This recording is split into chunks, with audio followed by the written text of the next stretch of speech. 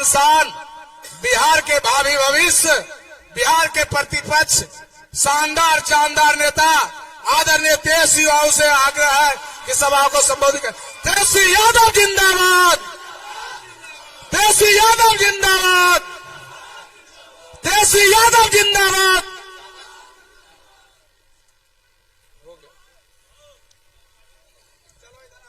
मंच की अध्यक्षता कर रहे हैं राष्ट्रीय जनता दल के जिला अध्यक्ष डॉक्टर त्रिवेणी यादव जी। मंच पर उपस्थित वीआईपी पार्टी के संरक्षक बड़े भाई मुकेश साहनी साहब, पूर्व विधायक जमुई से अजय प्रताप सिंह जी, पूर्व मंत्री विजय प्रकाश जी, पार्टी के एससी प्रकोष्ठ के प्रदेश अध्यक्ष साधु पासवान जी, पूर्व विधायक फुलेना सिंह जी, सनाउल मुखिया जी, मोहम्मद इरफान साहब जी और महागठबंधन के राष्ट्रीय Janata Dal, Congress party, left party और वीआईपी के जितने हमारे नेता हैं, कार्यकर्ता हैं, हमारे मीडिया के दोस्तों, बुजुर्ग, अभिभावक, माताएं, बहनें और हमारे नौजवान युवा साथी, आप सब लोगों का हम स्वागत करते हैं, आप सब लोगों का अभिनंदन करते हैं। और आज खास दिन है, ईद का दिन है। हम सभी अपने अल्पसंख्यक भाइयों को ईद की मुबारक देते हैं और सभी हमारे हिंदू भाइयों को नवरात्र की शुभकामनाएं देते हैं। और यही हमारी देश की खूबसूरती है। अलग अलग राज्य है, अलग अलग धर्म है, अलग अलग जाति है, अलग अलग खान पान है, दिखने में अलग है, पहनावा अलग है, तभी हम लोग इस देश के नागरिक कहलाते हैं, तभी हमारा देश महान कहलाया जाता है। अंग्रेजी में बोले तो डाइवर्सिटी जो है, देश की खूबसूरती है ये डाइवर्सिटी। कश्मीर से कन्याकुमारी चले जाइए, दक्षिण भारत अलग दिखता है, कश्मीर अलग दिखता है। आप नॉर्थ ईस्ट चले जाइए, वो अलग है, गुजरात चले जाइए अलग है, बिहार आ जाइए अलग है। और इसीलिए इस देश की खूबसूरती है, इस देश की खूबसूरती को आप लोग बचाने का काम कीजिए। बताइए, नवरात्र भी मना रहे हैं, ईद भी मना रहे हैं, इससे बढ़िया बात क्या हो सकती है? इसी भाईचारे को हम लोगों को संभाल के रखना है, हिफाजत करनी है। और आप लोग जान रहे, चुनाव का मौसम है, लोकतंत्र का पर्व भी चल रहा है और ये लोकतंत्र की भी खूबसूरती है, जहां लोकतंत्र में आपको ताकत मिला है कि आप अपना प्रतिनिधि चुन सके। वोट के जरिए आप चुनिए जो ईमानदार हो, जो आपको लगता हो आपके लिए बेहतर काम कर सके, आपके गांव, ब्लॉक, जिले, प्रदेश की तरक्की कर सके, जो विकास कर सके, ऐसे लोगों को आपको चुनने का काम करना है। ये मौका है और इसी सिलसिले में हम आप लोगों के बीच आए। हम लोगों की प्रत्याशी अर्चना रविदास जी हैं, पढ़ी लिखी है, यहीं की लोकल है, मायके भी यहीं, ससुराल भी यहीं। कहीं कोई दिक्कत होगा तो आप तो आ जाइएगा। लक्ष्मीपुर खेड़ा हरला, लक्ष्मीपुर हरला में इनका घर है, झाझा में पड़ता है। खेड़ा में पढ़ाई की है यही इसी ब्लॉक में। तो आप समझ जाइए, कहीं कोई दिक्कत होगा तो आप तो अपनी घर की बेटी के पास आ जाइएगा समस्या लेकर के। लेकिन हम सवाल पूछने आए हैं और आप लोगों को बताने भी आए हैं कि जमुई जो संसदीय क्षेत्र है, ये भाजपा के लोगों ने इसको प्रयोगशाला बना दिया है। प्रयोग करते रहते हैं। आज तक जो है हमेशा बाहर के लोगों को ही जिता रहे हैं, बाहर के लोगों को ही भेजा जा रहा है।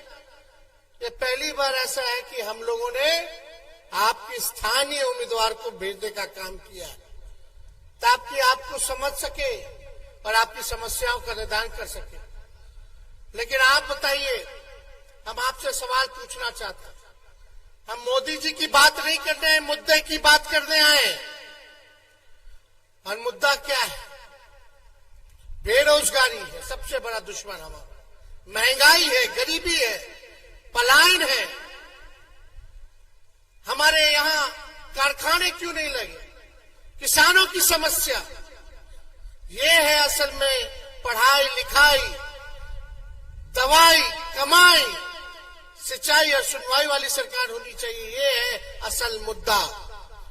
हमारा मोदी जी से कोई दुश्मनी तो है नहीं, हमारा वैचारिक विरोध है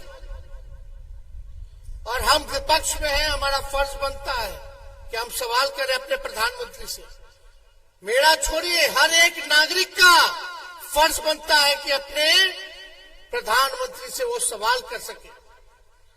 तो आप बताओ, जमुई का विधायक कौन पार्टी का है? बताइए। बीजेपी का है। अब बिहार सरकार में एनडीए की सरकार कितने साल से चल रही है? कितना? 17 साल से ना। एमपी कौन पार्टी का है? एनडीए का। और देश के प्रधानमंत्री कब से हैं? बीजेपी के हैं 10 साल से। प्रधानमंत्री भाजपा के 10 साल से। बिहार में डबल इंजन की सरकार 17 साल से। बीजेपी का विधायक, बीजेपी का सांसद लगातार 3-4 बार से, है कि नहीं? गरीबी है। बताओ नौजवान, हाथ उठा के बताओ कितना लोग बेरोजगार हैं यहां। क्या मोदी जी 10 साल, 17 साल विधायक, एमपी सब कुछ जमुई ने दे दिया? एक बार नहीं, बार बार बार बार। लेकिन महंगाई हुई है कि नहीं? जहां दुकान चले जाओ, महंगाई बढ़ी है कि नहीं बढ़ी है? गरीबी बढ़ी है कि नहीं बढ़ी है? पलायन हो रहा है कि नहीं हो रहा है?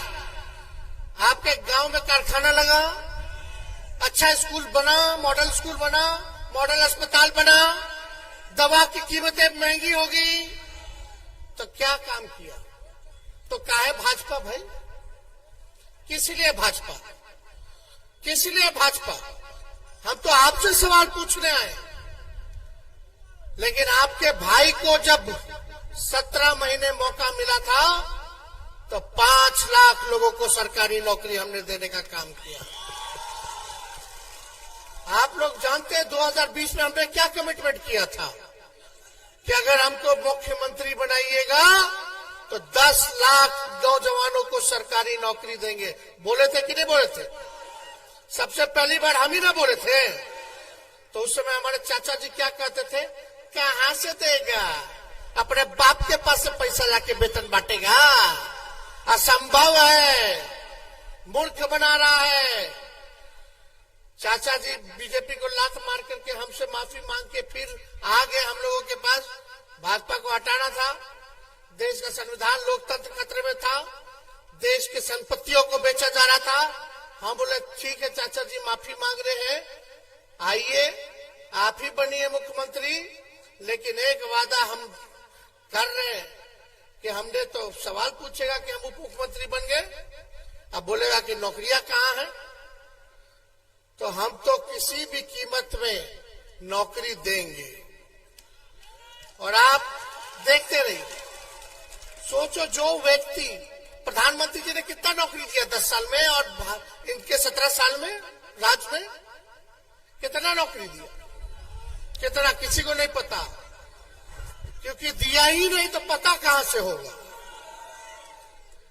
सोचो, जो लड़का आपका भाई है, हम बेटा है, हम लोग जो कहते हैं वो करके दिखाते हैं। जो सोचिए उप मुख्यमंत्री होते हुए एक राज्य का वो भी मुख्यमंत्री नहीं, उप मुख्यमंत्री होते हुए 17 महीने में 5 लाख लोगों को सरकारी नौकरी दे सकते हैं। अगर आप हमको ताकत दीजिएगा, 5 साल के लिए बैठाइएगा तो कितना लोगों को नौकरी देंगे? एमपी मेरा जिताइएगा तो पार्लियामेंट में हम लोग जो है नौकरी की आवाज उठाएंगे, सरकार बनाइएगा तो नौकरी देने का काम करेंगे। ये है होना चाहिए। आप लोग देखिएगा जितने तालमी मरकज के लोग हैं, आंगनबाड़ी है, टोला सेवक है, विकास मित्र है, सब लोगों के मानदेय को, आशा ममता के मानदेय को हम लोगों ने दुगुना करने का काम किया। जाति आधारित गणना कराई। जाति आधारित गणना जातिवादी वाली बात नहीं है, ये एक्सरे है, एक्सरे, ताकि अपने राज्य का स्थिति पता चले, कौन लोग कितनी संख्या में, और जो लोग हैं बिहार के लोग वो किस हालात में रहते हैं, कौन लोग गरीब है, किसके घर में नौकरी है, कौन बेरोजगार है, कौन भूमिहीन है, कौन नाला साफ करता है, कौन रिक्शा धोता है, कौन मंदिर मस्जिद के बाहर भीख मांगता है। इसलिए हम लोगों ने कराया, आंकड़ा आ गया सामने, पता चला स्वर्ण जाति के लोग भी गरीब है, उससे ज्यादा गरीब पिछड़ा जाति के लोग हैं, उससे भी ज्यादा गरीब अति पिछड़ा जाति के लोग हैं, और सबसे गरीब जो है वो दलित भाई है, वो आदिवासी भाई है, और कुछ सेगमेंट अल्पसंख्यक भाइयों का है। हम लोगों को पता चला, अच्छा भाई ये परिवार के पास घर नहीं है, ये परिवार के पास नौकरी नहीं है, ये परिवार वाला भीख मांगता है, ये परिवार वाला रिक्शा चलाता है, तो हम लोग योजना बनाएंगे और उनको आर्थिक मदद करने का काम करेंगे। क्या था, जिस घर में नौकरी नहीं उसको 2 लाख रुपया, जिसका पक्का मकान नहीं उसको पक्का मकान बनाने के लिए 1,20,000 रुपया, और जो भूमिहीन है, जिसके पास कोई जमीन नहीं है, उसको 1 लाख रुपया। लेकिन ये काम करते करते योजना सारा बन गया, इधर से चाचा जी फिर पलट गए। हम लोग काम कर रहे थे, रात रात भर अस्पताल में घूम के छापा मार रहे थे, इलाज अच्छे से हो, डॉक्टर आए, ओपीडी डबल कर दिया, दवा की संख्या बढ़ा दी, अस्पताल में साफ सफाई होने लगा, लेकिन काम इन लोगों को पसंद नहीं आया।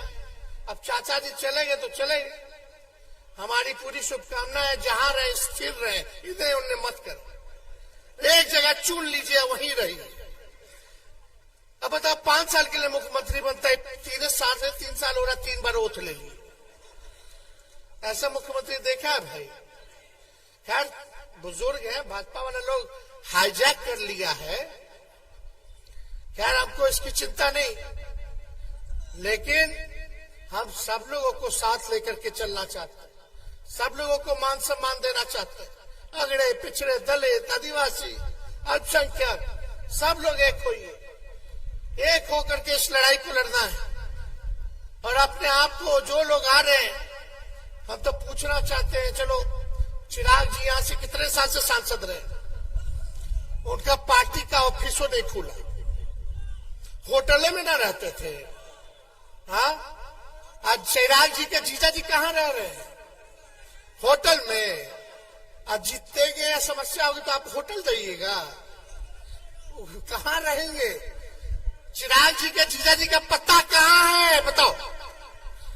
इनका तो लक्ष्मीपुर है ना, झाझा की, इनका पता है ना, लेकिन चिराग जी के जीजा जी का पता बता दो हमको, कोई एक आदमी।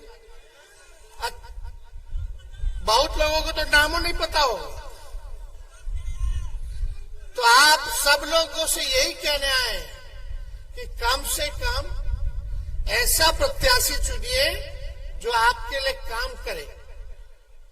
महिला है, पढ़ी लिखी, लोकल है, कहीं आप लोगों को दूर जाने की जरूरत नहीं है, मिल लीजिएगा, काम हो जाएगा, ये आपके पास आ जाएंगे, काम हो जाएगा।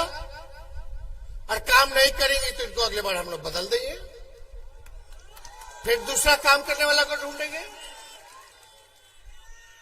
ये भी महिला है, नौजवान है। सबसे ज्यादा टिकट राष्ट्रीय जनता दल ने महिलाओं को दिया है। भाजपा के लोगों ने ठेंगा दिखा दिया है। पहला चरण है, चुनाव है, लेकिन मोदी जी यहां आएंगे या बोलेंगे, क्या बोलते हैं मोदी जी, जमुई के लिए बता दो अगले 5 साल अगर मोदी जी जीतते तो क्या करेंगे, आके बताएं, आके बताएं। काहे नहीं बताएं? यहां आएंगे खाली हिंदू, मुस्लिम, सनातन, हम लोगों को गाली देंगे, लालू जी को गाली देंगे। अरे मोदी जी केवल झूठ बोलते हैं, झूठ बोलते हैं। बीजेपी का काम है, पार्टी है बड़का झूठा पार्टी, ये लोग केवल झूठ बोलने वाला है। लालू जी जब रेल मंत्री थे तो रेलवे को 90,000 करोड़ का मुनाफा दिए। आज तक कोई रेल मंत्री नहीं दे पाया इतना 90,000 करोड़ का मुनाफा। लालू जी थे तो प्लेटफॉर्म टिकट कितना रुपया में मिलता था? 3 रुपया में। अब जाएगा तो 50 रुपया में मिलेगा। टिकट का छोड़िए, प्लेटफॉर्म टिकट का किराया कितना महंगा हो गया। टिकट कटाइएगा, यहाँ से दिल्ली जाना है, बम्बे जाना है तो कितना महंगा हो गया। लालू जी थे तो 4 कारखाना दिए रेलवे का। अब रेलवे का जो भी बोगी उसका पहिया यही बनता है बिहार में। छपरा में दिया, मधेपुरा में दिया लालू जी ने। जितना कुली भाई था उसको परमानेंट कर दिया पूरे देश भर के कुली भाइयों को। बताओ, ये लालू जी ने काम किया। देश विदेश से, हार्वर्ड यूनिवर्सिटी से, एनसीआर से लोग आते थे, पढ़ते थे। लालू जी को मैनेजमेंट गुरु के नाम से जाने गए। तो हर जाति के लिए लालू जी ने कुल्हड़ चलवा दिया ट्रेन में ताकि उनका रोटी रोजगार पेट चलता रहे। आज क्या हो रहा है रे भाई? लालू जी तो सोचते थे कि भाई गरीबों एसी में चढ़े, सफर करे। इसके लिए गरीब रथ भी चालू करवाया था लालू जी ने। स्लीपर के भाड़े में एसी में सफर करता नजर आया गरीब। लेकिन ये मोदी जी रेलवे को बेच दिए, प्लेटफॉर्म बेच दिए, बीएसएनएल बेच दिए, एयरपोर्ट बेच दिए, सब चीज बेच दिए, एलआईसी बेच दिए। आप सब ये सब निजी हाथ में। अब नौजवान लोग, कितना लोग तैयारी करते हैं यहाँ नौकरी के लिए? करते हो। पहले रेलवे में कितना बहाली निकलता था, अब क्या हाल है? अब मिलता है नहीं ना? देख लो, जब तेजस्वी था तो 3 महीना के अंदर बीपीएससी से परीक्षा करा करके सर्टिफिकेट उनको नियुक्ति पत्र दे दिए। एक साथ लाखों लोगों को दिए, एक दिन में दिए। तेजस्वी जैसे बार हुआ, बिहार में पेपर लीक हो गया। पेपर लीक हुआ कि नहीं शिक्षक वाला? कैसे बेईमानी शुरू हो गया रे भाई? ये सब समझना पड़ेगा। हम लोग नौजवान हैं, नए सोच के नया बिहार बनाना है। अभी से ना आप लोग ताकत दीजिएगा। लोग सब कहता है एक बात कि मोदी जी ने और चिराग जी ने टिकट जो है अच्छा नहीं दिया, प्रत्याशी अच्छा नहीं है। तो भाजपा का वोटर बोलता है ऊपर देख करके वोट देना है। कहां देख के? ऊपर देख करके वोट देना है, यानी मोदी जी को देख करके वोट देना, प्रत्याशी कुछ हो। अरे जब तक आपका गांव में विकास नहीं होगा तब तक देश में विकास नहीं हो सकता। गांव से ब्लॉक बनता है, ब्लॉक से जिला बनता है, जिला से राज्य बनता है, और राज्यों से ही देश बनता है। तो जो भाजपा के लोग अगर सोच भी रहे होंगे कि जान रहे कि अच्छा प्रत्याशी नहीं है, बाहरी है, लेकिन ऊपर देख करके मोदी जी को वोट देना है, तो उन लोगों को बोल दे कि मोदी जी भी नीचे नहीं देखते हैं, गरीब को नहीं देखते। मोदी जी भी पूंजीपति और अमीरे को देखते हैं। तो ऐसा हालत मत कीजिए कि जो कुछ बचा है वो भी छिना जाए। एक काम बताए आप लोग, एक नहीं बता पाएगा कोई मोदी जी ने जो किया। एक वो खाली बोलेगा कि 5 किलो राशन दिया। कितने लोगों को राशन बंटाना पता है? 80 करोड़ लोगों को। सुन लो, 80 करोड़ लोगों को। अब मोदी जी कहते हैं कि गरीबी जो है वो खत्म हो गया। अगर गरीबी खत्म हो गया तो 80 करोड़ लोगों को राशन क्यों बांट रहे हो? और मोदी जी नहीं बांट रहे, कौन? मोदी जी राशन थोड़ी ना उनके समय में चालू हुआ, ये तो कांग्रेस के जमाने से राशन मिल रहा है। फूड सिक्योरिटी बिल कांग्रेस ने लाया। पहले तो राशन मिलता था, तेल मिलता था, चीनी मिलता था, कि राशन और तेल मिलता था, तो पहले से ही मिलता है। तो मोदी जी ने शुरू नहीं किया, इसलिए हम ज्यादा कुछ नहीं कहेंगे। आप लोगों के बीच आए हैं, ईमानदारी से हम आप लोगों से अपील कर रहे हैं। एक मौका, ऊपर से नीचे सब भाजपा के लोग भरा हुआ है, कम से कम अपनी घर की बेटी को आप लोग जिताने का काम कीजिए, हाथ को मजबूत कीजिए, और जो काम किया है उसको आप लोग जिताइए। तो हम लोग जिताइएगा कि नहीं जिताइएगा? हाथ उठा करके बताइए, जिताइएगा ना? मिलजुल करके रहिएगा, एक दूसरे को सम्मान कीजिएगा। ये भाजपा के लोग, फिर रामनवमी आएगा, इन लोगों का पर्व है, ईद है, झगड़ा झंझट कराएगा, तलवार बांटेगा, लेकिन तलवार लेना नहीं है। जो कलम बांट रहा है, कलम लेना है, नौकरी लेनी है। तो इसलिए आप सब लोगों को बहुत बहुत धन्यवाद। हम चाहेंगे कि आप लोगों के तरफ से इनको विजय का माला दे दें, पक्का ना? चुपचाप लालटेन छाप, चुपचाप लालटेन छाप, चुपचाप लालटेन छाप, चुपचाप लालटेन बहुत छाप। बहुत धन्यवाद। जय हिंद, जय बिहार। 15 लाख आए क्या? 2 करोड़ नौकरी मिली क्या? 2 करोड़ नौकरी मिली क्या? अरे कस के बोलो भाई, जोर से बोलो। तो क्या करोगे? वही है आज फिर 10 साल जिसने ठगने का काम किया हमारे लोकसभा को, वो परजीवी नेता जो दूसरे के नाम पर जीत कर आता है, कभी बंगला छाप पे, आज हेलीकॉप्टर छाप ले लिया है। अब हेलीकॉप्टर छाप काहे ले लिया है पता है? हेलीकॉप्टर से आएंगे और हेलीकॉप्टर की तरह चले जाएंगे, फिर मिलेंगे नहीं, फिर मिलेंगे नहीं। कहीं पंखी टूट जाएगा उनका, कहीं हेलीकॉप्टर का टंकी फूट जाएगा। तो आप ऐसे प्रत्याशी को वोट दीजिएगा कि यहाँ के भी दामाद नहीं है, वो दामाद जीजा जी हैं। हमारे माननीय तेजस्वी यादव जी ने पिछले सभा में कहा था जीजा जी है। किसके जीजा जी हैं?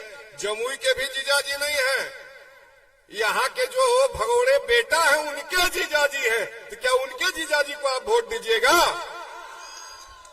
कि बहन को वोट दीजिएगा? एक बहन जो बैठी हुई है, जो बहन रोज दिन रात घूम रही है, और के 1-2 महीने से चुनावी मौसम में नहीं घूम रही है बहन, 2017 से घूम रही है, मैं देख रहा हूं जब, और उस पिछले 6 साल से ये घूम घूम के जमुई के जनता के बीच में जाके उसका हाल चाल ले रही है। उस वक्त चुनाव लड़ने का भी इन्होंने मन नहीं बनाया था। उस वक्त ये भी नहीं सोचा था कि एक दलित की बेटी लोकसभा का चुनाव लड़ेगी। लेकिन आज जब इसको लगा कि जमुई की जनता छली जा रही है, जमुई की जनता को छलने का काम किया जा रहा है, तो इसने मन बनाया, हमारी बहन ने मन बनाया कि छलने वाले छलिए को हम धक्का देकर जमुई से बाहर कर देंगे। और हमको पता है यहाँ जमुई की तमाम जनता खड़ी है। क्या आप लोग उस छलिए को भगा देंगे ना? भगाएंगे ना? भगाएंगे ना? जोर लगाइए, समय कम है। हम सब एक बार फिर से इस मंच पे खड़े हो गए हैं। मेरे पिताजी और आदरणीय लालू यादव जी पुराने सहयोगी रहे, मित्र रहे, हम सब एक परिवार की तरह है। कालखंड में बीच में कहीं कहीं हम लोग अलग अलग हो जरूर गए थे, दल अलग जरूर हो गए थे, लेकिन हमारे दिल वही रहे पिछली बार से। लेकिन आज मेरे पिताजी जिंदा होते तो शायद उनको असीम खुशी का अनुभव होता, असीम आनंद आता कि मैं उनका बेटा आज फिर से एक समाजवादी मंच पे खड़ा हो गया है। और मुझे बहुत गौरव महसूस हो रहा है, मैं समाजवादी मंच पे खड़ा हूं। एक लालू जी के, एक महान उस लालू जी का पुत्र यहाँ बैठा हुआ है, जिन्होंने दलितों में, अकलियतों में ये चेतना जगाने का काम किया कि तुम भी इंसान हो, तुम भी लड़ सकते हो, तुम भी विधानसभा जा सकते हो, तुम भी लोकसभा जा सकते हो। ये चेतना जगाने का काम अगर किसी ने किया तो माननीय लालू प्रसाद यादव जी ने किया। मैं इस मंच से एक बात कहना चाहता हूं जो मेरे दिल में है। ये कोई आज मंच पे कह के चढ़ के मैं नहीं बोल रहा। आज से 3-4 महीना पहले मेरे दिमाग में आया कि अगर पद्मश्री सबको दिया जा सकता है तो हमारे लालू जी को भी पद्मश्री दिया जाना चाहिए। समय कम है मित्रों, मैं बहुत ज्यादा समय नहीं लूंगा। मैं सिर्फ इतना कहना चाहता हूं कि एक बार जोर से बोलिए, लालू यादव जिंदाबाद, वीर तेजस्वी जिंदाबाद, बहन अर्चना जिंदाबाद। तो आप लोग अपना एक एक कीमती मत सबसे ऊपर में है, 1 नंबर में है, याद रखिएगा। नंबर 1 ही रहना चाहिए वोट में भी। ईवीएम में जब ये नंबर 1 है तो वोट में भी 1 नंबर होना चाहिए। आप लोग 1 नंबर से एकदम जिता के इनको भेजिएगा ना लोकसभा, पूरा वोट मिलेगा ना आपका। तो जोर से कहिए, बहन अर्चना कुमारी दास जिंदाबाद, लालू यादव जिंदाबाद, भाई वीर तेजस्वी जिंदाबाद, जिंदाबाद, जिंदाबाद। सबों का बहुत बहुत धन्यवाद। आप सबको एक बार फिर से नवरात्र और ईद की बहुत बहुत शुभकामनाएं। और आगे 4 जून को हम लोग दिवाली, ईद, बकरीद, नवरात्रा सब इकट्ठे मनाएंगे जब हमारी बहन अर्चना कुमारी दास भारी मतों से जीतकर लोकसभा जाएगी। जय हिंद, जय भारत, धन्यवाद। अब हम लोगों के बीच मोहम्मद इरफान साहब जो जदयू के प्रदेश महासचिव थे, जदयू छोड़ के राजद में आए, उनसे आग्रह है कि कृपया सभा को संबोधित करने का काम करेंगे। मोहम्मद इरफान जी। आज जम्मू में इस लोकसभा की सभा की अध्यक्षता कर रहे सम्मानित जिला अध्यक्ष हमारे पुराने साथी डॉक्टर त्रिवेणी यादव जी, यहां मौजूद बिहार के पूर्व उप मुख्यमंत्री और बिहार के नौजवानों के नेता और चाहक श्री तेजस्वी यादव जी, वीआईपी पार्टी के राष्ट्रीय अध्यक्ष श्री मुकेश सहनी जी और मंच पर उपस्थित हमारे सिकंदरा के पूर्व विधायक बंटी चौधरी जी, लखीसराय के पूर्व विधायक फुलेना जी, जम्मू के पूर्व विधायक अजय प्रताप जी और सम्मानित सभी हमारे नेता और नौजवान दोस्तों और साथियों, मैं आपको बस एक बात पूछना चाहता हूं कि जम्मू लोकसभा से 2 बार चिराग पासवान जी सांसद बने, वो पूरे बिहार को छोड़कर जमुई से सांसद कैसे बने उनसे पूछिए। ये अधिकार उसको किसने दिया? ये अधिकार उनको संविधान के द्वारा दिया गया। वो जो इस धरती पर आकर जमुई के सांसद बने और आज वो वही काम कर रहे हैं। जिस तरह गांव में बेवकूफ अब जिस डाल पर बैठते हैं उसी डाल को काटते हैं। जिस संविधान ने उनको जमुई का लोकसभा सांसद बनाया, उसी संविधान को तोड़ने वाले के साथ खड़े हैं। ये उनका दुर्भाग्य है। दूसरी बात, ये जिस जगह आज मैं बैठा हूं, हमारे त्रिवेणी यादव जी ने कहा जदयू से आए हैं। सर, घर तो मेरा बहुत पुराना राष्ट्रीय जनता दल रहा और राष्ट्रीय अध्यक्ष लालू प्रसाद यादव जी के मंच पर हमारे बिहार के पूर्व मुख्यमंत्री राबड़ी देवी के मंच, सब मंच पर मैं रहा हूं और अंदर से तो पुराना आरजेडी हूं, कुछ वजह से हट जाता हूं। और जब इस मैदान में हूं तो एक बात मुझे याद आ रहा है 2000 का। माननीय नेताजी, ये वो जगह है जहां जितने हमारे दबे कुचले अति पिछड़ा महादलित समाज के लोग हैं, शायद वोट देना तो दूर की बात, बुद्ध को देखना भी मुश्किल था हमको और वोट तो देना बहुत दूर है। इन चीजों को अगर कोई तोड़ा है तो जमुई के विधायक पूर्व मंत्री विजय प्रकाश यादव जी ने तोड़ा है। इस बात को बोलने में मुझे कोई संकोच नहीं। एक बात और मैं बोलना चाहता हूं, मैं 34 साल से राजनीति कर रहा हूं, कई नेताओं को लेकर मुंगेर से आया हूं। माननीय पूर्व उप मुख्यमंत्री जी को मैं खड़गपुर से 200 मोटरसाइकिल से रिसीव करके सिकंदर तक भी पहुंचाया हूं। आज तक माननीय उप मुख्यमंत्री जानते होंगे जम्मू 8 का बुलेट के नाम से। तो जब किसी नेता को लेकर मैं घुसता था तो खड़गपुर पर आने के बाद होता था कि हम आ गए हैं राजेंद्र बाबू की धरती, वहां माला चाहते थे। उससे जब आगे बढ़ते थे तो मल्लेपुर में होता था कि ये श्यामा बाबू की धरती है। जब वहां से हम खैरा की तरफ आते थे तब बोला जाता था स्वर्गीय बाबू कृष्णा जी की धरती है। तो जमुई के नेता, जमुई की आवाम तय करे क्या अगले बार इसका नाम बदलकर स्वर्गीय रामविलास पासवान जी की धरती बोला जाए? क्या चिराग पासवान जी की धरती बोला जाए, जिस धरती के लिए स्वर्गीय नरेंद्र सिंह जी ने बोला था कि मैं अगर जमुई से किसी कुत्ते के गला में पट्टा बांधकर घुमा दूं तो यहाँ का विधायक होगा। ये बात अब हमारे चिराग पासवान जी बोलेंगे कि अगर आप लोग को ये कबूल है तो आप भूल कीजिए, लेकिन ये नहीं होना चाहिए। आप सभी लोग संविधान को बचाने के लिए, बिहार को बचाने के लिए, देश को बचाने के लिए आप हमारी जो प्रत्याशी है अर्चना कुमारी रविदास जी को लालटेन छाप पर वोट देकर अपने संविधान को बचाने के लिए एक वोट भी काफी है।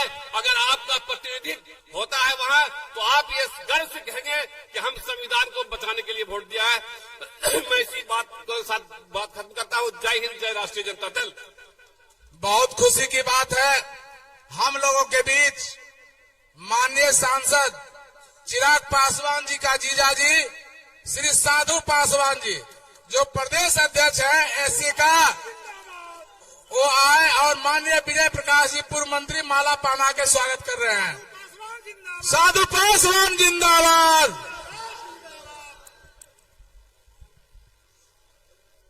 आज के मंच के सम्मानित अध्यक्ष डॉक्टर त्रिवेणी प्रसाद यादव जी और हम सब के बीच युवाओं की धड़कन और बिहार की आवाज, हम सब के नेता आदरणीय श्री तेजस्वी प्रसाद यादव जी, पिछड़ों दलितों की बेटा, आपकी लड़ाई लड़ने वाले हमारे भाई मुकेश सहनी जी, अभी जिन्होंने पर्चे देने के काम किया,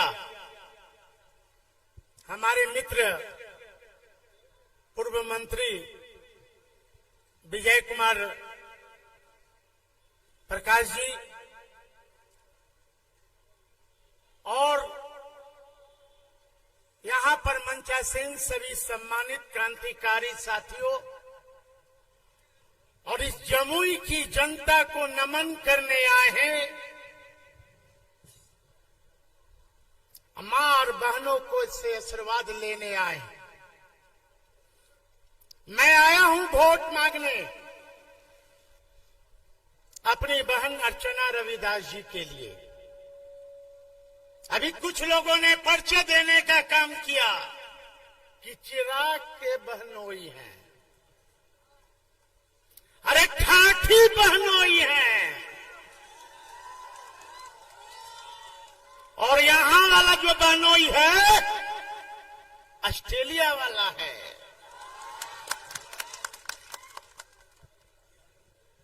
एक गाना था ना, परदेसियों से अखियां न मिलाना। मिलाना है कि नहीं? एक बार ना ऐसे से करो, मिलाना है कि नहीं? आज जो यहाँ के वर्तमान सांसद हैं, ठुमका लगाने वाले मेरे साला साहब,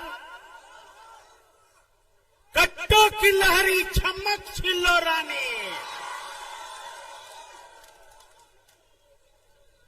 अबरी जमुई के लोगों ने, अरे हाजीपुर में उनका झुमका गिराएंगे। साधु पासवान है, साधु पासवान, और तेजस्वी के हनुमान है। आप मोदी का हनुमान बनते रहिए। पूछिए चिराग जी से क्या कहते थे कि भारतीय जनता पार्टी के लोगों ने हमारे पिता और बाबा साहब अम्बेडकर का मूर्ति तोड़ने का काम किया। साधु पासवान आरोप नहीं लगाता था, ये आरोप चिराग लगाते थे। आज मुझे उन्हें आज आंख में पानी नहीं है कि हमारे पिता का अपमान किया और बाबा साहब अम्बेडकर का अपमान सहने वाला व्यक्ति आज जमुई छोड़कर भाग रहा है।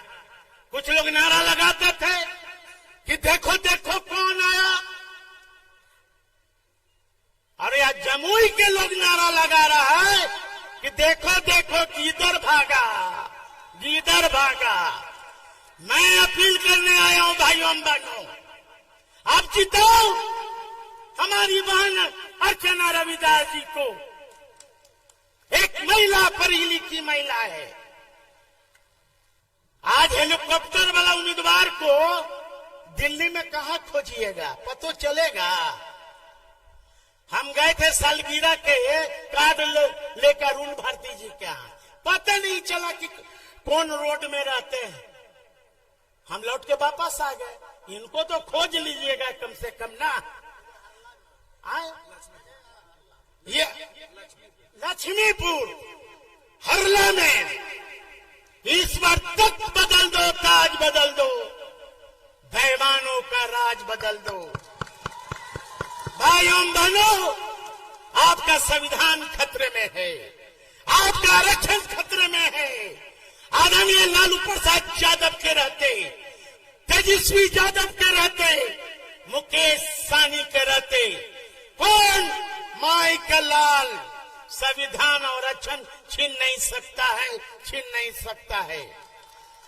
इसलिए मैं अपील फिर आप लोग से अपनी बहन के लिए मैं इस झोली में मैं भीख मांगता हूं कि एक एक वोट अर्चना रविदास को देना और हमारी लाज को भी रखना। इसलिए आप लोग हाथ उठा के कहो, आप हाथ उठा के कहो दोस्तों कि इस आंसू का बदला चिराग से लेंगे। अरे हमारी बहन आ जाइए अर्चना जी, आप तो रिश्ता में दूसरा चीज लगिएगा, लेकिन इनको वोट देना है ना, देना है कि नहीं? चलिए बहुत बहुत तहे दिल से धन्यवाद। नेता हम सबके नेता माला पहनाएंगे इनको। फिर से आप सभी साथी को साधु पासवान का धन्यवाद, प्रणाम, आदाब, सलाम। अब हम लोगों के बीच महागठबंधन के प्रत्याशी अर्चना कुमारी दास जी से आग्रह है, कृपया मंच पर आने का काम करें। अर्चना कुमारी दास जी, अर्चना कुमारी जिंदाबाद। जमुई का सांसद कैसा हो? अर्चना कुमारी जैसा हो। जमुई का सांसद कैसा हो? अर्चना कुमारी जैसा हो। धन्यवाद। कार्यक्रम की अध्यक्षता कर रहे त्रिवेणी यादव जी, संचालनकर्ता अरुण चौहान जी, युवाओं के आइकॉन नेता प्रतिपक्ष आदरणीय श्री तेजस्वी यादव जी, वीआईपी के प्रमुख और सन ऑफ मल्लाह कहे जाने वाले श्री मुकेश सहनी जी, श्री विजय प्रकाश यादव जी, बिहार सरकार के पूर्व मंत्री, श्री अजय प्रताप जी, जमुई पूर्व विधायक, श्री फुलेना सिंह जी, पूर्व विधायक लखीसराय, बंटी चौधरी जी, पूर्व विधायक सिकंदरा, मोहम्मद गुरफान जी, महेंद्र रविदास जी, मोहम्मद इरफान जी, गोल्डन अम्बेडकर जी, प्रोफेसर सुखदेव ठाकुर जी, बाबू साहब जी, कांग्रेस के सभी वरिष्ठ नेतागण, वीआईपी के सभी नेतागण, सीपीआई माले के सभी नेतागण, इस चुनावी सभा में आए हुए सभी इलेक्ट्रॉनिक मीडिया एवं पत्रकार बंधु और इस चुनावी सभा में आए हुए यहाँ के सम्मानित जनतागण, सबको मैं प्रणाम करती हूँ और आपका अभिनंदन करती हूँ। आप लोगों से मैं बताना चाहूंगी कि मेरा नाम अर्चना रविदास है। मेरा घर इसी जमुई जिले के झाझा विधानसभा के लक्ष्मीपुर प्रखंड के हरला गांव में है। मेरा जन्म यहीं हुआ है, मैं यहीं से पढ़ी लिखी हूँ, स्कूली शिक्षा मेरी यहीं हुई है। आपकी बेटी हूँ, आपकी बहन हूँ। सबसे बड़ी बात है कि इस महिला को 50% जो आरक्षण मिला है उसको ध्यान में रखते हुए स्थानीय उम्मीदवार चाहिए था इस जमुई लोकसभा को, क्योंकि जो 10 साल से यहाँ पे आके राज कर रहे थे लेकिन वोट लेके चले गए और काम के नाम पे कुछ भी नहीं किए, उसको ध्यान में रखते हुए आदरणीय श्री लालू प्रसाद यादव जी ने और आदरणीय श्री तेजस्वी प्रसाद यादव जी ने इस बात को समझा कि यहाँ एक स्थानीय उम्मीदवार चाहिए और मेरे रूप में, यहाँ की बेटी के रूप में आप लोगों की समस्याओं को सुलझाने के लिए, आपका दुख दर्द बांटने के लिए मुझे यहाँ आप लोगों के बीच भेजा गया है। मैं आप लोगों से ये बताना चाहूंगी कि जब मैं सिंबल लेने गई थी तो बहुत प्यार से मुझे श्री लालू प्रसाद यादव जी ने आशीर्वाद दिया था और बोला था जाओ बेटा जीत के आना। तो मैं आप लोगों से इस नाते कहना चाहूंगी कि जिस विश्वास के साथ और जिस भरोसे के साथ यहाँ के स्थानीय होने के नाते आप लोगों के बीच मुझे भेजा गया है, मैं एक बेटी होने के नाते आप लोगों से, आपकी बहन होने के नाते मेरा हक भी है और आपका फर्ज है कि अपनी बेटी को आशीर्वाद दें और यहाँ का जमुई का लोकसभा सीट जिता के महागठबंधन के हाथ में देने का काम करें। मैं आप लोगों को बताना चाहूंगी, अभी प्रचार प्रसार में जहाँ भी जाती हूँ मैं हर गली मोहल्ले जा रही हूँ, सब लोगों से मिल रही हूँ और मैं आज से ही नहीं, मैं 2014 से ही अपने क्षेत्र में जन सेवा में लगी हूँ। लोगों का कहना है त्राही त्राही कर रहे हैं लोग, किसी के पास पीने के लिए पानी नहीं है, कहीं बिजली नहीं है, कहीं रोड नहीं है और सब उनका सारा आक्रोश मेरे पे निकाला जाता है। वो समझते भी नहीं है कि ये पहली बार आई है, घर की बेटी है। इतना आक्रोश है लोगों में कि वो सारा गुस्सा मेरे पे उतार दिया जाता है। समझाने का भी मौका नहीं मिल पाता है, फिर बहुत समझाने के बाद समझते हैं कि नहीं वो बाहरी प्रत्याशी थे, वो आपके अपने नहीं थे, वो सिर्फ एक सीट के लिए यहाँ आए थे, उनको यहाँ के लोगों से कोई जुड़ाव नहीं है, किसी से उनको कोई मतलब नहीं है, इसलिए वो कभी आप लोगों से मिले जुले ही नहीं, तो आपकी समस्या का क्या समाधान कर पाएंगे। लेकिन मैं आप लोगों के बीच हमेशा जा रही हूँ और आप लोगों की सारी समस्याओं को ध्यान में रखा है मैंने। यदि आप लोग आशीर्वाद देने का काम करते हैं, यदि आप लोग ये सीट निकालने का काम करते हैं, तो यहाँ की समस्या निश्चित रूप से मैं आपकी बेटी होने के नाते दूर करने की पूरी कोशिश करूंगी और मेरे नेता का भी हाथ मजबूत होगा। तो सबसे बड़ा मुद्दा यहाँ का है नौकरी का, बेरोजगारी का, जो आप लोग सभी भाई लोग अभी शादी भी नहीं कर पा रहे हैं। बहुत लोगों का शिकायत सुनने को मिलता है, शादी हुई है, नहीं दीदी कहाँ भी शादी कैसे होगी, तो नौकरी तो हुआ ही नहीं है। और सारे के पिता चाहते हैं लड़की के पिता की जॉब वाला लड़का मिले, है ना सही बात। तो इसीलिए आप लोगों से मैं कहना चाहूंगी, ये जो 5 किलो चावल बहुत जगह सुनने को मिलता है कि मोदी जी तो 5 किलो चावल दे रहे हैं, आप लोग समझाएं। युवा वर्ग के लोग से ज्यादा हम लोग को अपेक्षा है, हमारे नेता को भी अपेक्षा है और आप लोग ही चाहेंगे तो यहाँ की दशा और दिशा बदल सकेगी। तो इसलिए आप लोगों से ज्यादा हम रिक्वेस्ट करेंगे कि लोगों को समझाएं, ये 5 किलो चावल के पीछे नहीं जाएं। ये 5 किलो चावल तो बहुत पहले से दिया जा रहा था और जैसा कि हमारे नेता बताते हैं कि तेल भी दिया जाता था, राशन भी दिया जाता था, किरासन तेल भी दिया जाता था। बोलने दीजिए, हमेशा डिस्टर्ब मत कीजिए, बोलना चाहता हूँ तो इसलिए वो सब तो मिलेगा ही, लेकिन मेरे नेता आप लोग को बता रहे हैं उसके साथ आप लोग को सरकारी नौकरी भी मिलेगी। तो इसलिए आपसे अपील है, आपसे रिक्वेस्ट है कि हमारे नेता का हाथ मजबूत करें, क्योंकि जब तक केंद्र में हम लोग का हाथ मजबूत नहीं होता है तब तक हम लोग आप लोगों के साथ अच्छे से हम लोग काम नहीं कर सकेंगे। तो आप लोगों से ये भी अपील करेंगे कि महागठबंधन की सरकार केंद्र में भी बनाने की पूरी कोशिश करें और समय कम है, इसलिए हम तो आप लोगों से मिलते जुलते रहेंगे। आज हम लोग अपने नेता की बातों को सुनेंगे ध्यान से, आप लोग कृपया शांति बना के उनकी बातों को सुनिएगा। धन्यवाद। अब हम लोगों के बीच वीआईपी के राष्ट्रीय अध्यक्ष आदरणीय मुकेश साहनी जी से आग्रह है कि सभा को संबोधित करने का काम करेंगे। मुकेश साहनी जिंदाबाद, मुकेश साहनी जिंदाबाद, मुकेश साहनी जिंदाबाद। बहुत बहुत धन्यवाद। आज चुनावी सभा है। इस कार्यक्रम में उपस्थित हमारे बिहार के उप मुख्यमंत्री, पूर्व मुख्यमंत्री, नेता प्रतिपक्ष, लाखों युवा को नौकरी देने वाला युवा नेता भाई तेजस्वी प्रसाद यादव जी, इस कार्यक्रम में उपस्थित आप सभी के लोकप्रिय प्रत्याशी बहन अर्चना कुमारी जी, इस कार्यक्रम में उपस्थित माननीय विजय प्रकाश जी, बिहार सरकार के पूर्व मंत्री, इस कार्यक्रम में उपस्थित हमारे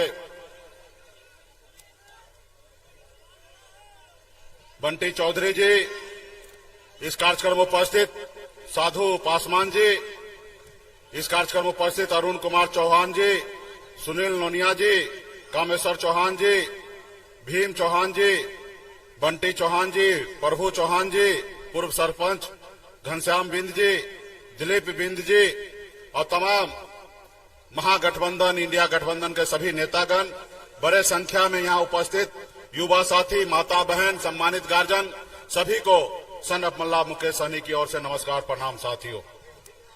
साथियों, ये कहने के लिए लोकसभा चुनाव है। हर 5 साल में 2 बार चुनाव होता है। एक बार लोकसभा का, जिसमें देश का प्रधानमंत्री चुना जाता है, और एक समय विधानसभा, जिस समय राज्य का मुख्यमंत्री चुना जाता है। लेकिन इस समय में हमें देश के प्रधानमंत्री को चुनना है। साथियों, आज की तारीख में कह सकते हैं कि हम सब मिलकर एक आजादी की लड़ाई लड़ रहे हैं। साथियों, पहले ये देश गुलाम था, अंग्रेज का कब्जा था। हमारे पूर्वज ने लड़ाई लड़कर 250 साल संघर्ष किए, तब जाके ये देश आजाद हुआ। जब देश आजाद हुआ, हजारों लाखों हमारे पूर्वज शहीद हुआ, उसके बाद देश आजाद हुआ। उसके बाद बाबा साहब भीमराव अंबेडकर ने हमें एक संविधान बना के दिया, एक लोकतंत्र दिया। पहले राजतंत्र था, बाद में लोकतंत्र आया। आवाज थोड़ा बढ़ाइए, माइक दो थोड़ा। पहले राजतंत्र था, बाद में बाबा साहब का संविधान ने हमें लोकतंत्र दिया। लेकिन साथियों, आज ये लोकतंत्र जो है वो खतरे में है। साथियों, ये लोकतंत्र खतरे में है। आज संविधान बदलने की बात हो रही है। एक नेता 2014 में आए और एक हमें सपना दिखाएं। उन्होंने कहा कि आपके अच्छे दिन लाएंगे, हर युवा को नौकरी देंगे, हर साल में 2 करोड़ युवा को नौकरी देंगे। उस समय में युवा बेरोजगार था। युवा को लगा कि हमारे अच्छे दिन आएंगे, नौकरी देंगे।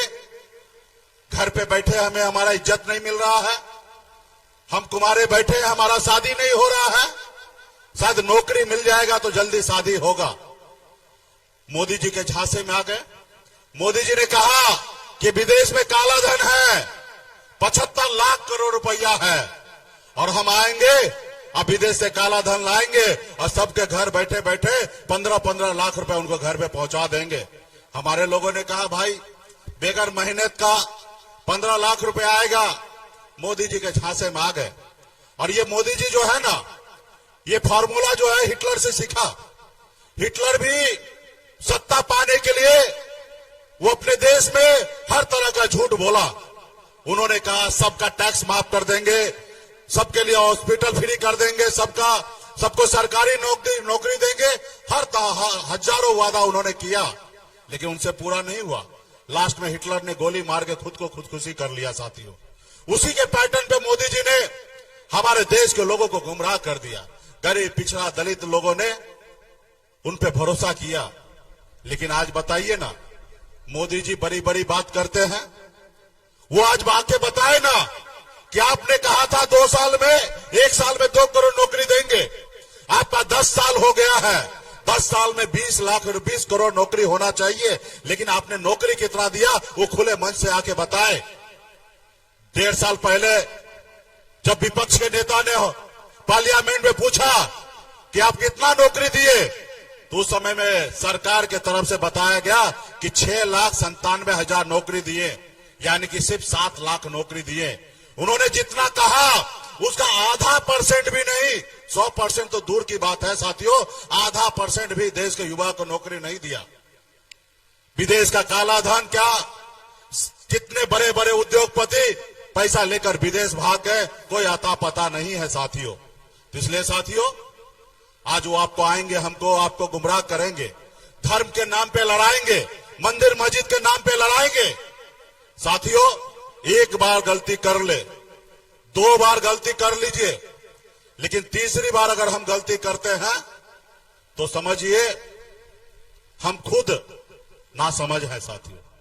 इसलिए साथियों, अपने दिल पे हाथ दे के सोचिए, अपने बच्चे के सर पे हाथ दे के देखिए और सोचिए अपने अंदर आत्मा से, क्या मोदी जी सही काम किए? कुछ आपको अंदाजा मिलेगा कि मोदी जी कुछ नहीं किए। इसलिए साथियों, आप सबको, हम सबको इसलिए हमारा बाबा साहब भीमराव अंबेडकर ने 5 साल के लिए चुनाव रखा कि नेता आएंगे, वोट मांगेंगे, अगर 5 साल में अच्छा काम नहीं करेंगे तो आप उसको बदल दो। इसलिए साथियों, जनता मालिक होता है, ये देश जो है आपका है, किसी का जागीर नहीं है साथियों। ये देश आपका और हमारा है, एक जनता का देश है साथियों। आप इस देश का राजा हैं, आप इस देश का मालिक हैं, और आज आप उनसे पूछ रहे कि हमको नौकरी कब दीजिएगा। अरे आप एहसास कीजिए, अगर 10 साल में नौकरी नहीं दिया तो आप कब देगा भाई। अब इनको बदलने का समय आ गया, इसको बदलिए साथियों। इसके जगह कल हम भी आए पावर में, अगर हम आपसे वादा करें और हम आपके वादा पे खरा ना आए तो हमको भी 5 साल में बदल दीजिएगा साथियों, सिर्फ 5 साल में बदल दीजिएगा। जब तक आप आंख नहीं दिखाइएगा, जब तक आप उंगली नहीं उठाइएगा तो नेता आपसे डरेगा नहीं, आप पे शासन करने लगेगा साथियों, शासन करने लगेगा। इसलिए साथियों, ये समय जो है हम कह सकते हैं कि आजादी की लड़ाई है साथियों। आज हम लोग लड़ाई लड़ रहे हैं, संघर्ष कर रहे हैं। ये लोग कोई गरीब के लिए सरकार नहीं है, ये अडानी अंबानी का सरकार है, कभी किसी गरीब पिछड़ा का सरकार नहीं है। आपने देखा ना, हम गरीब मछुआरा परिवार में जन्म लिए, संघर्ष किए। हम ऐसे घर में जन्म लिए जहां एक रोज मछली ना मारा जाए तो घर में दूसरे रोज खाना नहीं बनता। ऐसे गरीबी परिवार में मैं जन्म लिया। 18 साल की उम्र में, जिस उम्र में बच्चे को खेलना कूदना होता है, उस उम्र में अपने गांव परिवार को छोड़कर बम्बई जैसे शहर चला गया। वहां मेहनत किया, मजदूरी किया, संघर्ष किया, और संघर्ष के बदौलत बम्बई जैसे शहर में कामयाबी का झंडा गाड़ा।